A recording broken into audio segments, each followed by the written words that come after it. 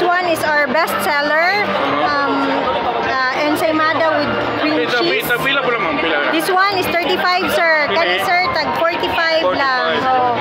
We also have ube toppings, 45 po, sir.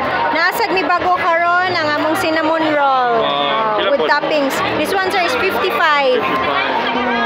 We have also napami red velvet, sir, among flavor toppings. So, yes, sir, lahi-lahi mig flavor. Kani, sir, ube ensaymada. Ang amo gid po dani, sir, kay ang iyag yung bread kay ube, din napud siya sulod nga ube sa sulod, sir. Yung feeling. Then napud mi Oreo. Ensaymada. Oh, yes, we also have brownies, sir. Nami brownies. Kani, sir, tag 25. This one, sir, is ubi bars. Tag 20 lang ni, sir. Napod mi cappuccino. Napod mi mango bars.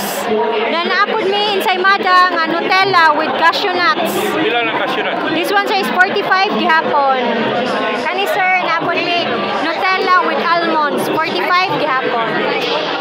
This is our product from Medina, sir. Ano yung mga package? Oh, yes, sir. This one. Ang niya mong packing, sir. Kung na magpalit, ang niya mong sudlan. Pila po na isa ka puno? Kung magpalit ka sa mga assorted toppings, good for 4, na itag 265, upat ka buok kung assorted. Pero kung katong classic lang, this one, upat ka buok, 140 lang.